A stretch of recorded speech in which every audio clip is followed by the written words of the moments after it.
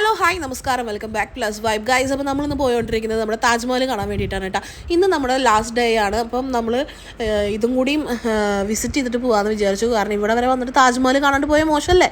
അപ്പോൾ നമ്മൾ താജ്മഹൽ കാണാനുള്ള യാത്രയാണ്. അപ്പോൾ നമ്മൾ നേരത്തെ ഇറങ്ങിയിട്ടുണ്ട്, കാരണം തിരക്കൊന്നും വരണ്ടല്ലോ എന്ന് വിചാരിച്ചിട്ട്. അപ്പോൾ നമ്മൾ പോകുന്ന വഴിക്ക് നമ്മൾ ഭക്ഷണവും കാര്യങ്ങളൊന്നും കഴിച്ചിട്ടില്ല. അപ്പോൾ നല്ല ഒരു അത്യാവശ്യം കുഴപ്പമില്ലാത്തൊരു സ്ഥലത്ത് നിർത്തി ഫുഡ് കഴിക്കാമെന്ന് വിചാരിച്ചു. അങ്ങനെ കഴിക്കാനായിട്ട് നമ്മൾ ചനാ ഭട്ടൂരും കാര്യം പറഞ്ഞു, പക്ഷേ വായിൽ വയ്ക്കാൻ കൊള്ളില്ല, അത് വേറെ കാര്യം. അങ്ങനെ നമ്മൾ ഒരുവിധം അവിടെ നിന്ന് കഴിച്ച് നമ്മൾ ഇറങ്ങിയിട്ടാണ്. അങ്ങനെ ഇറങ്ങി നമ്മൾ താജ്മഹലിൻ്റെ അവിടെ എത്തിയിട്ടുണ്ട്. അപ്പോൾ നല്ല തിരക്കുണ്ട് അത്യാവശ്യത്തിന് കേട്ടോ.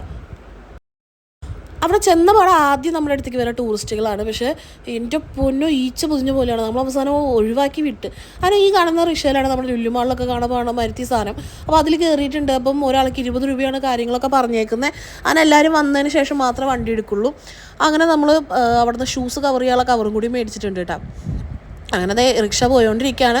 അപ്പം അത്യാവശ്യം ദൂരമൊക്കെ ഇട്ടിട്ടോ. ഞാൻ വിചാരിച്ചു കുറച്ചുള്ളൂ. അങ്ങനെ ഈ കാണുന്ന സ്ഥലത്ത് നമ്മൾ നിർത്തി. എൻ്റെ വിചാരം ഇതിൻ്റെ തൊട്ടപ്പുറത്ത് താജ്മഹലാണ്, പക്ഷെ അല്ല ഗൈസ്, അവിടെ നിന്ന് ഒരു ലോഡ് നടക്കണം. അങ്ങനെ നമ്മൾ ടിക്കറ്റ് കൗണ്ടറിൽ നമ്മൾ ഓൺലൈനായിട്ടാണ് ടിക്കറ്റും കാര്യങ്ങളൊക്കെ ബുക്ക് ചെയ്തത്. അപ്പോൾ അതൊക്കെ കാണിച്ച് വെരിഫൈയും കാര്യങ്ങളൊക്കെ ചെയ്ത് നമ്മൾ അവിടെ നിന്ന് അകത്തോട്ട് കയറ്റി വിട്ടു.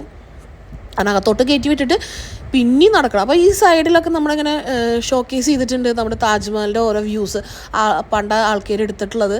അതുപോലെ തന്നെ ഓരോ ആംഗിളിൽ നിന്നിട്ടുള്ള ഫോട്ടോസും കാര്യങ്ങളൊക്കെ ഇങ്ങനെ ഷോക്കേസ് ചെയ്തിട്ടുണ്ട് കേട്ടോ. അങ്ങനെ നമ്മൾ അകത്തോട്ട് കയറാനായിട്ട് നിന്നു. അപ്പോൾ അവിടെ ഫോട്ടോഗ്രാഫേഴ്സിൻ്റെ അടിയാണ്. നമ്മളെ വിളിച്ചു കൊണ്ടുപോയി ഫോട്ടോയും കാര്യങ്ങളൊക്കെ എടുക്കൽ. അപ്പോൾ ഇതാണ് അതിൻ്റെ എൻട്രൻസ് കേട്ടോ. ഇവിടുന്ന് താജ്മഹൽ കാണുമ്പോൾ കിട്ടുന്നൊരു സുഖം ഉണ്ടല്ലോ, എൻ്റെ പൊന്നോ, ഒരു രക്ഷയില്ല കേട്ടോ. ഇത്ര വെയിലിൻ്റെ ഇടയിൽ ഇത്ര അധികം ആൾക്കാർ ഇതിനിങ്ങനെ നോക്കി നിൽക്കണമെങ്കിൽ ഞാൻ ആദ്യമൊക്കെ വിചാരിച്ചിട്ടുണ്ട് എന്താണെന്ന്. പക്ഷേ ഇതിൻ്റെ ചോട്ടിൽ വന്ന് നിൽക്കുമ്പോഴാണ് നമുക്ക് അതിൻ്റെ വാല്യൂ മനസ്സിലാവുള്ളൂ കേട്ടോ ഗൈസ്. ഒരു തവണ വന്ന് കാണണം. എനിക്ക് ഭയങ്കരമായിട്ട് എന്താ പറയുക, വിവരിക്കാൻ പറ്റണില്ല, വാക്കുകളില്ല സംഭവത്തിന്. അസാധ്യൊരു എന്താ പറയുക, ലോകാത്ഭുതങ്ങളിൽ ഒന്നാണ് നമ്മുടെ മുന്നിൽ നിൽക്കുന്നത്. അപ്പോൾ ശരിക്കും നമ്മളതിങ്ങനെ ആസ്വദിച്ച് പോവാണ്. വെയിലൊന്നും ഒരു കാര്യമില്ലാണ്ടാവും. വെയിലിനോടൊക്കെ നമ്മൾ മാറിക്കാൻ പറയും, അതേപോലെയാണ്. കാരണം അത്രയ്ക്ക് നമ്മൾ ഇങ്ങനെ അതിൻ്റെ ഒരു ഭംഗിയിൽ ഇങ്ങനെ നിന്ന് പോകും. ഞാൻ ആദ്യമൊക്കെ വിചാരിച്ചിട്ടുണ്ട് എന്താണ് ഈ സാധനം കണ്ടിട്ട് എന്ത് കിട്ടാനാണെന്ന്. പക്ഷേ സത്യം പറഞ്ഞാൽ ഇതിൻ്റെ ചോട്ടിൽ വന്ന് നിൽക്കണം. ഫോറിനേഴ്സൊക്കെ വന്നിങ്ങനെ നോക്കുമ്പോൾ നമ്മുടെ ഇന്ത്യയുടെ ഒരു പേരിങ്ങനെ ഈ ഒരു ഒറ്റ മുതലുകൊണ്ടാണ് എന്താ പറയുക, അങ്ങനെ ഒരു ഫീലിംഗ് നമുക്ക് വരും. സത്യം പറഞ്ഞാൽ കുറേ നടക്കാണ്ട്. അപ്പോൾ നമ്മൾ ഷൂസിന് കവറും കാര്യങ്ങളൊക്കെ ഇട്ടിട്ടുണ്ട്. അവർ നേരെ അകത്തോട്ട് കയറാം. നമ്മൾ ശരിക്കും നമ്മൾ ഹ്യൂമൻ ടോംബ് കയറിയില്ല, അതുപോലെ തന്നെ കുറച്ചിങ്ങനെ കയറണം കേട്ടോ. സ്റ്റെപ്പൊക്കെ നല്ല സ്റ്റെപ്പും കാര്യങ്ങളൊക്കെ കയറിയിട്ടാണ് ഇതിൻ്റെ മുകളിലെത്തുക. ആക്ച്വലി സത്യം പറഞ്ഞിട്ടുണ്ടെങ്കിൽ ഹ്യൂമൻ ടോംബും താജ്മഹലും ഏകദേശം ഒരേപോലെ. ഇത് ഫുൾ വൈറ്റ് ആണെങ്കിൽ അത് റെഡാണ്, അതിൻ്റേതായൊരു ഇതുള്ളൂ. പിന്നെ അകത്ത് ഫോട്ടോഗ്രാഫി ഒന്നും അലൗഡല്ല. അപ്പോൾ ഓൾറെഡി നമ്മൾ ഈ മ്യൂസിയം കാര്യങ്ങളൊക്കെ കാണണമെങ്കിൽ എക്സ്ട്രാ പേയ്മെൻറ്റ് നടത്തണം, എന്നാലേ നമുക്ക് ഇതിൻ്റെ അകത്തോട്ട് കയറാൻ പറ്റുള്ളൂ. അപ്പോൾ യമുന നദിയൊക്കെ ഇങ്ങനെ വറ്റിക്കെടുക്കുകയാണ് കേട്ടോ. നല്ല ചൂടാണ്, അപ്പോൾ പിന്നെ വറ്റാണ്ടിരിക്കില്ലല്ലോ. അങ്ങനെ അപ്പോൾ അത്യാവശ്യം തിരക്കും കാര്യങ്ങളൊക്കെ ഉണ്ട്. അങ്ങനെ നമ്മൾ പതുക്കെ ഇറങ്ങി. അപ്പോൾ കവറൊക്കെ ബിന്നിലിട്ടു. അങ്ങനെ അവിടെ നിന്ന് കുറേ ഇറങ്ങി ടാറ്റ ബൈ ബൈ പറയുകയാണ്. കാരണം കുറേ നേരം ഞാൻ അവിടുന്ന് വീഡിയോ എടുത്തു, പക്ഷേ എല്ലാം ഇതിൽ അപ്ലോഡ് ചെയ്യാൻ പറ്റില്ലല്ലോ. അങ്ങനെ പുറത്തോട്ട് ഇറങ്ങിയപ്പോൾ ഹാൻഡ് മെയ്ഡായിട്ട് ഇങ്ങനെ താജ്മഹലിൻ്റെ സ്റ്റാച്യൂയും കാര്യങ്ങളൊക്കെ ഉണ്ടാക്കണ കണ്ടു. അപ്പോൾ പൊള്ളുന്ന വിലയാണ് പറയുന്നത് കേട്ടോ. സ്വീറ്റ്സിനാണെങ്കിലും ഈ കുമ്പളങ്ങ വെച്ചുണ്ടാക്കുന്ന സംഭവമാണ് ഇവിടെ മെയിനായിട്ട് പോകുന്ന സ്വീറ്റ്സ്. അപ്പം നമുക്ക് താല്പര്യമില്ല. പിന്നെ നമ്മളൊരു താജ്മഹൽ മേടിച്ചായിരുന്നു, പക്ഷേ അതിനൊക്കെ ഭയങ്കര റേറ്റും കാര്യങ്ങളൊക്കെയാണ് കേട്ടോ അവർ പറയുന്നത്. അത് നമ്മൾ തിരിച്ച് ഡൽഹിയിലോട്ട് പോവുകയാണ്. അങ്ങനെ ഡൽഹിയിലോട്ട് ചെന്നിട്ട് നമുക്ക് വൈകിട്ട് ആണ് ഫ്ലൈറ്റ്, അതായത് ഒരു 7 മണിക്കാണ്. അപ്പോൾ ഇപ്പോഴേ ഇവിടെ നിന്ന് പോകണം, എന്നാൽ നമുക്ക് തിരക്കും കാര്യങ്ങളൊക്കെ പെട്ട് കഴിഞ്ഞാൽ പിന്നെ നമുക്ക് ഫ്ലൈറ്റും കാര്യങ്ങളൊക്കെ മിസ്സാവും. അങ്ങനെ നമ്മൾ നേരെ ഉച്ചക്കലത്തെ ഫുഡ് കഴിക്കാനായിട്ട് പോവുകയാണ് INA മാർക്കറ്റിൽ കേട്ടോ. എനിക്ക് ഭയങ്കര ആഗ്രഹമായിരുന്നു സരോജിനി മാർക്കറ്റിൽ പോകണമെന്ന്, പക്ഷേ നമ്മുടെ ടൈമിൻ്റെ ഒരു പ്രശ്നം ഉള്ളതുകൊണ്ട് നമുക്ക് സരോജിനി മാർക്കറ്റിൽ പോകാൻ പറ്റുമോ അറിയില്ല. എന്തായാലും നോക്കി നോക്കാം. അങ്ങനെ നമ്മളിപ്പോൾ INA മാർക്കറ്റിൽ വന്നിട്ടുണ്ട്. അവിടെ ഒരു കേരള ഹോട്ടലുണ്ട്, അപ്പോൾ അത് തപ്പി പിടിച്ചാണ് നടക്കുന്നത്. അപ്പോൾ ഇവിടെ വന്നിട്ട് ഫുഡിൻ്റെ കാര്യം ഭയങ്കര വൻ ഷോക്കാണ് ഗൈസ്. കാരണം ഇവിടെ ഒരു പരിപ്പ് കറി നമുക്കറിയാലോ, ആദ്യത്തെ ഒരു ദിവസം എക്സൈറ്റ്മെൻറ്റും കാര്യങ്ങളൊക്കെ ഉണ്ടാവും. പിന്നെ നമുക്ക് വായിൽ വയ്ക്കാൻ കൊള്ളൂല. നമ്മൾ ഇത്തിരി പച്ചച്ചോറ് കിട്ടിയെങ്കിൽ നമ്മൾ ആഗ്രഹിച്ചു പോകും. അങ്ങനെ നമ്മൾ കേരള ഹോട്ടലിൽ എത്തിയിട്ടുണ്ട്. നമ്മുടെ പത്തനംതിട്ടക്കാരനാണ് കേട്ടോ. അപ്പോൾ ഇവിടെ എത്തിയിട്ടാണെങ്കിൽ നമ്മൾ നാടൻ ഊണ് പറഞ്ഞപ്പോൾ മനസ്സിനൊരു ആശ്വാസം, കാരണം മലയാളികൾ കണ്ടല്ലോ.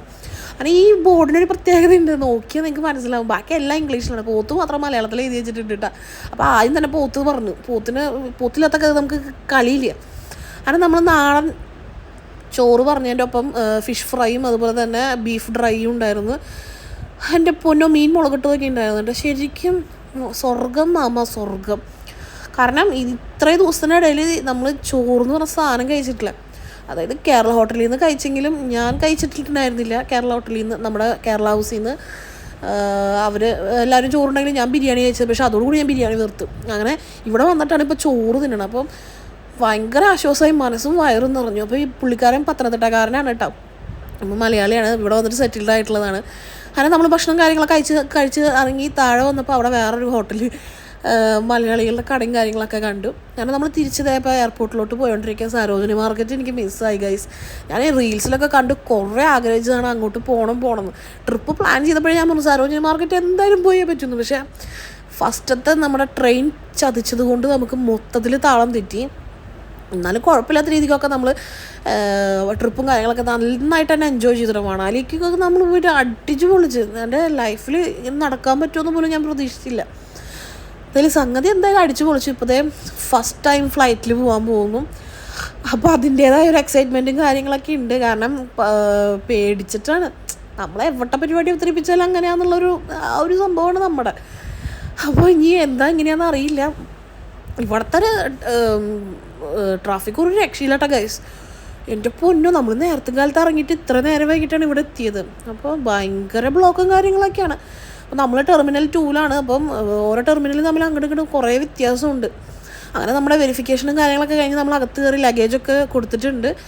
അങ്ങനെ കുറച്ച് നേരം വെയിറ്റ് ചെയ്തിട്ട് ഇപ്പോൾ അനൗൺസ്മെൻറ്റും കാര്യങ്ങളൊക്കെ വന്നു. അപ്പോൾ നമ്മുടെ സീറ്റ് നമ്പറും കാര്യങ്ങളൊക്കെ ഹൈലൈറ്റ് ചെയ്ത് തരുന്നുണ്ട്. അപ്പോൾ നമ്മൾ അകത്തോട്ട് കയറാണ്. അപ്പം അകത്തോട്ട് കയറുമ്പോൾ എൻ്റെ പൊന്നെ എന്ത് ഭംഗിയാണെന്നറിയോ എയർ ഹോസ്റ്റസിനൊക്കെ കാണാനായിട്ട്. എന്ത് ഭംഗി, ഞാൻ എന്നെ ഇങ്ങനെ നോക്കിന്ന് പോയി. അപ്പോൾ പിന്നെ മറ്റുള്ളവരുടെ കാര്യം പറയണ്ടല്ലോ. അതിന് നമ്മൾ സീറ്റിങ് കാര്യങ്ങളൊക്കെ സെറ്റായിട്ടുണ്ട്, എല്ലാവരും ഇരുന്നു. അപ്പോൾ പതുക്കെ മൂവ് ചെയ്ത് തുടങ്ങിയിട്ടുണ്ട്. എനിക്കാണെങ്കിൽ ഭയങ്കര എക്സൈറ്റ്മെൻറ്റാണ്. എന്താ എങ്ങനെ സംഭവം, ഇതിൻ്റെ സംഭവം നമുക്കറിയില്ലല്ലോ. അപ്പോൾ ഇങ്ങനെ പതുക്കെ ഇങ്ങനെ മൂവ് ചെയ്ത് തുടങ്ങിയിട്ടുണ്ട്. ഇനിയിപ്പോൾ എങ്ങനെ ഒറ്റയടിക്ക് പറപ്പിക്കുമോ എങ്ങനെയാണെന്നൊന്നും നമുക്കറിയില്ല. അപ്പോൾ അത് എക്സ്പീരിയൻസ് ചെയ്തപ്പോൾ എനിക്ക് ഭയങ്കര എന്താ പറയുക, ഒരു വല്ലാത്തൊരു ഫീലിംഗ് ആയി. കാരണം പതുക്കെ ഇങ്ങനെ പോയി പിന്നെ ഒരു ഒറ്റ പറപ്പിച്ചപ്പോഴേ ഞാൻ ഈ സംഭവം പൊങ്ങിയാ, അതിനിപ്പോൾ എവിടെ എന്താന്നൊക്കെ. പക്ഷേ ഇരുട്ടായതുകൊണ്ട് ഒന്നും കാണുന്നില്ല ഗൈസ്. കുറച്ച് കഴിഞ്ഞപ്പോൾ ഫുൾ ഇരുട്ടും കാര്യങ്ങളൊക്കെ. പിന്നെ വിൻഡോ സീറ്റ് ഇരുന്നതിൻ്റെ ഒരു ഗുണം ഉണ്ടായില്ല. അപ്പം കുറച്ചൊക്കെ ഞാൻ എടുത്തിട്ടുണ്ട്, അതായത് ലൈറ്റുള്ള സ്ഥലത്തൊക്കെ ഞാൻ എടുത്തിട്ടുണ്ട്.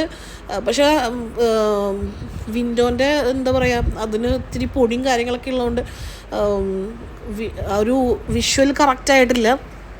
എന്നാലും കുഴപ്പമില്ലാത്ത രീതിക്കൊക്കെ കിട്ടിയിട്ടുണ്ട്. പിന്നെ പേടിച്ചിട്ടാണ് ഇരിക്കുന്നത്.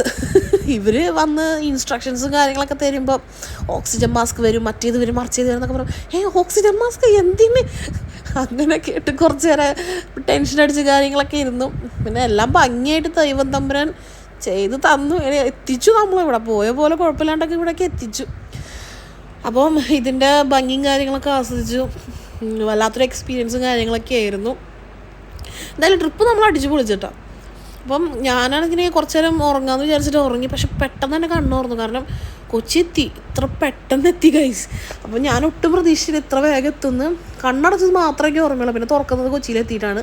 അപ്പോൾ എല്ലാവരും ഇറങ്ങാനുള്ള സെറ്റപ്പിലാണ്. അപ്പോൾ നമ്മൾ ഇറങ്ങാനായിട്ട് നിൽക്കുന്ന ഒരു ഇതിലാണ്. അപ്പോൾ നമ്മൾ ഇറങ്ങി. അപ്പോൾ നമ്മുടെ ലഗേജും കാര്യങ്ങളൊക്കെ കളക്ട് ചെയ്യാൻ നിൽക്കുകയാണ്. അങ്ങനെ ഒരു ലോഡ് അലക്കാണ്ട് ഗൈസ്. അതൊക്കെ ചേച്ചിനെ ഏൽപ്പിക്കണം. എനിക്ക് സുഖമായി കിടന്നുറങ്ങണം, ഫുഡ് അടിക്കണം. അപ്പോൾ ഇത്രയ്ക്കുള്ള. അപ്പോൾ ഇഷ്ടപ്പെട്ടെങ്കിൽ ലൈക്ക് ചെയ്യുക, ഷെയർ ചെയ്യുക, സബ്സ്ക്രൈബ് ചെയ്യുക. ടാറ്റാ.